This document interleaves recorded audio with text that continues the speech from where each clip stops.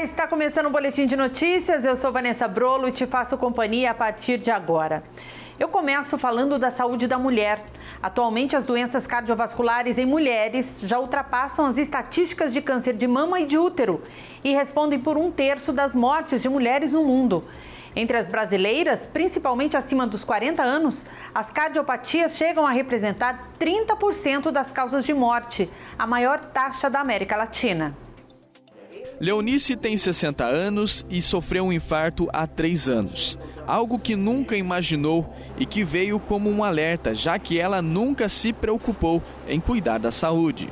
Eu não sentia nada, eu caminhava, eu me alimentava de tudo, mas ia em frente, né? Até que eu tive uma convulsão e diante da convulsão tive um infarto. Ela precisou passar por um procedimento cirúrgico para desobstruir o vaso sanguíneo afetado. A gente fez o cateterismo, fez a identificação ali da artéria que estava obstruída.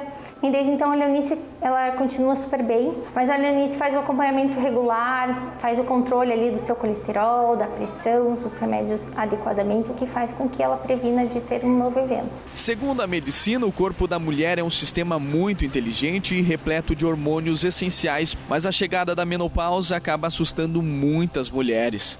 As mudanças no corpo começam a aparecer. Ganho de peso, variação da distribuição das gorduras corporais, alteração no colesterol e, o mais grave, o aumento da pressão arterial. Isso acontece porque as mulheres possuem um hormônio chamado estrogênio que atua diretamente na proteção do coração e dos vasos sanguíneos.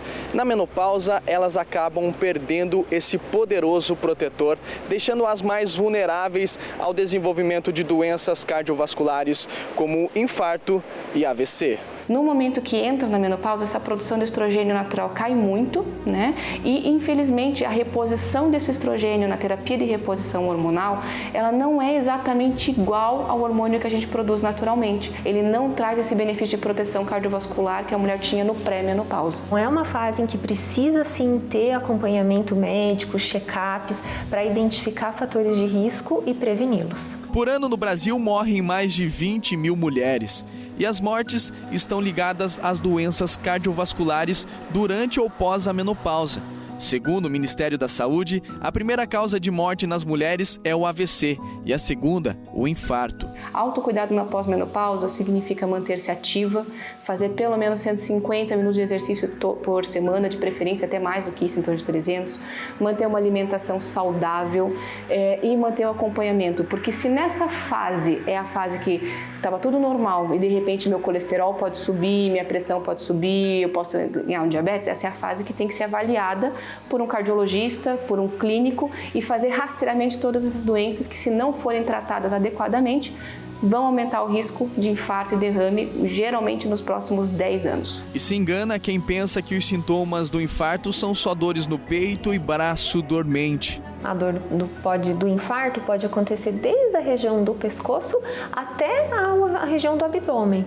E muitas vezes também pode acontecer um sintoma mal-estar, como se fosse uma má digestão, um peso. Já os sintomas do AVC são diferentes. Pode ser dificuldade na fala, então enquanto a pessoa está falando, de repente essa fala se torna não compreensível, perda de movimento do braço e o sorriso. A paralisia na face pode ser um sintoma do AVC. Para se prevenir, as medidas são bem simples e qualquer sintoma fora do normal, a dica é procurar um médico o mais rápido possível. Porque quanto mais rapidamente o caso for identificado e tratado, menores são as consequências, menores são as sequelas. A Embrapa lançou um novo clone de cajueiro. O melhoramento genético resultou em uma muda mais produtiva e resistente a pragas e ao clima serrano do Nordeste. O clone apresentou desempenho além do esperado, capaz de alcançar uma colheita de quase 4 mil quilos de castanha por hectare e principalmente por resistir a pragas que costumam destruir plantações inteiras de caju. O clone foi desenvolvido pela Embrapa Agroindústria Tropical, que fica no Ceará. Foram vários enxertos em laboratório até chegar a um produto resistente ao clima semiárido de serras nordestinas. Calor de dia, frio à noite e seca constante. É um caju bastante produtivo também, mas ele ultrapassou todas as expectativas. As pesquisas de campo ocorreram em 3 estados, Piauí, Ceará e Rio Grande do Norte, regiões responsáveis por quase 99% da produção de caju no país. Nessa etapa, foram selecionadas as melhores mudas, por aparência, tamanho e resistência. Foram 30 anos de pesquisa, eram 2 milhões de plantas diferentes. Depois de 10 anos de avaliação, foi comprovado a estabilidade, da grande produção desse clone. O chamado clone BRS-555 vem apresentando desempenho além do esperado, capaz de alcançar uma colheita de quase 4 mil quilos de castanha por hectare e, principalmente, por resistir a pragas que costumam destruir plantações inteiras de caju. Ele é um clone adaptado agora, para a região de altitude, que resiste à principal praga lá da região e é bem tolerante a uma das principais doenças da cajucultura brasileira. Você vai conhecer agora uma iniciativa em Belo Horizonte importante para a restauração dos recursos hídricos. São os chamados jardins de chuva, pequenas estruturas que levam a água da chuva ao lençol freático, ajudando na prevenção de enchentes. Brita, manta de jardinagem, areia, terra, plantas e projeto. Estes são os elementos usados em jardins de chuva, construídos no bairro Itapuã, na região da Pampulha. A composição contribui para a captação de água, criando espaços de armazenamento que facilitam a infiltração do solo e ajudam na recarga do lençol freático. Mais do que isso, o jardim diminui o volume de água que desce em velocidade para a bacia do Córrego do Nado, reduzindo assim o risco de alagamentos. Porque a gente está diante de um jardim que ele foi preparado especialmente para aumentar a sua capacidade de retenção de água de chuva. Ele foi implantado num local onde antes era asfaltado, que eram 2, 3 vagas de estacionamento, de uma rua pouco movimentada. Então nós fizemos a remoção do solo, que estava aqui, preparamos o fundo dele com uma camada de brita bem espessa para aumentar a capacidade de armazenamento de água desse solo. Por cima a gente vem com substrato e planta essas espécies que estão aí, nesse jardim. Cada jardim acumula em média 370 litros por metro cúbico.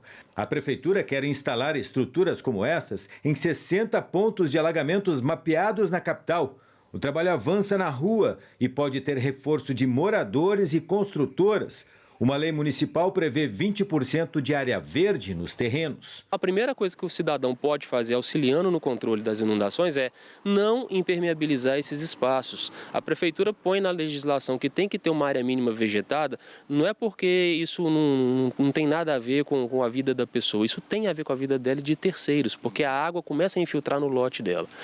Em segundo lugar, além da conscientização, a gente tem que saber utilizar os instrumentos e incentivos que o poder público dá. Então a gente tem uma legislação hoje que, através do estímulo ao uso de tecnologias verdes, soluções baseadas na natureza ou esses jardins de chuva, o cidadão pode implantar ele dentro do seu empreendimento. A Escola de Engenharia da UFMG irá medir os impactos dessas estruturas. Os estudos estão em andamento. Esse arquiteto e urbanista elogia a medida. Sérgio Missior aponta que mudanças climáticas provocam chuvas mais intensas e frequentes. Em BH, a previsão é de aumento de 32% desses fenômenos.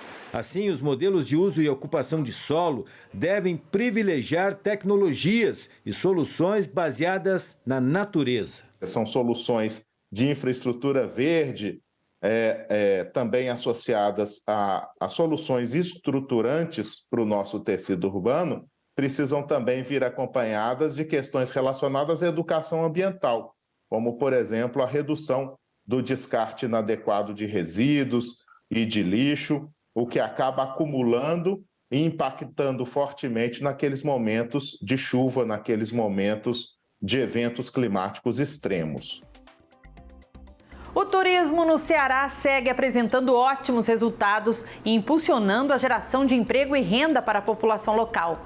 Uma pesquisa realizada pela Secretaria do Turismo do Ceará aponta que a taxa de pretensão de retorno de turistas é de 95,6%, o que significa que 9 em cada 10 turistas que visitaram o estado entre dezembro de 2022 e fevereiro de 2023 pretendem voltar.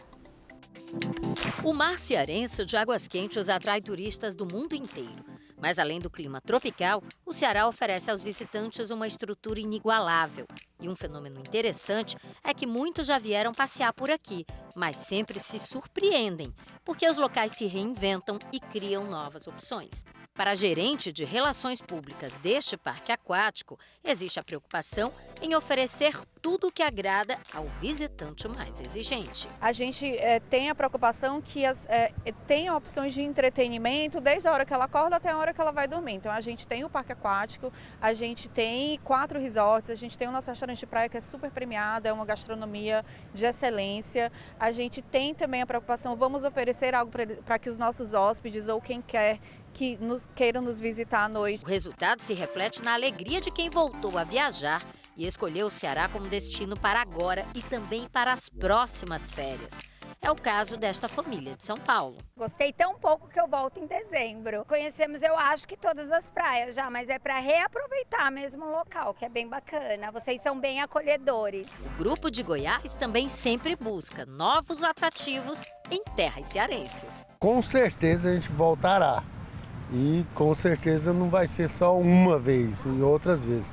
A gente sempre tem um familiar que a gente quer trazer, alguém que a gente quer que conheça o lugar. Não é por acaso que tem público se divertindo, mesmo fora dos feriados.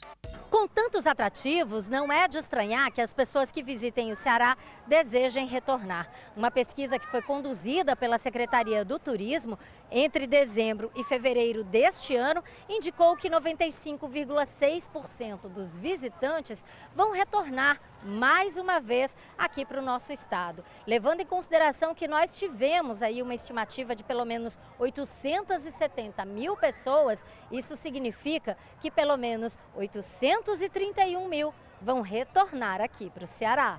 A secretária do Turismo explica que fatores motivam essa vontade de retornar para cá. Cearense, ele se destaca pela hospitalidade. Então a gente realmente é uma pessoa, né? Nós somos muito hospitaleiros. E aí quando a gente une a hospitalidade com os bons equipamentos, porque hoje nós temos excelentes equipamentos, tanto na gastronomia, como no meio de hospedagem, lazer, cultural. Então tudo isso faz com que realmente o turista se sinta à vontade e o turismo de experiência está muito em alta. Então o turista chega aqui para conhecer novidades. Quando se fala de atendimento e hospitalidade, de fato a gente percebe um diferencial. E quando se fala de gastronomia, basta olhar essas opções. Quem resiste a uma tilápia, ao camarão empanado ou até ao caranguejo? O tempero que a gente só vai ter aqui, então você pode até achar algumas similaridades em outros lugares, em outros estados aqui próximos, mas no Ceará é diferente. E olha que ainda existem locais pouco explorados pelos visitantes. A Serra de Tianguá é um exemplo. Tem uma boa estrutura de hospedagem, boas opções para o ecoturismo, com cachoeiras e paisagens de tirar o fôlego e comida bem nordestina. Só o clima é diferente. Pois é, o Ceará também tem localidades frias, onde é possível saborear um bom vinho. A secretária do Turismo adianta que um dos próximos passos é promover a interiorização do setor e ampliar ainda mais os ganhos para a economia cearense. Para que, de fato, a gente possa mostrar para os agentes de viagem, para os turistas, para os novos turistas, todas as nossas possibilidades. Não só no mercado aéreo, que a gente já está conversando com as 3 companhias, tentando fazer parcerias com novas companhias internacionais, assim como também um olhar especial para os nossos navios, para os nossos cruzeiros.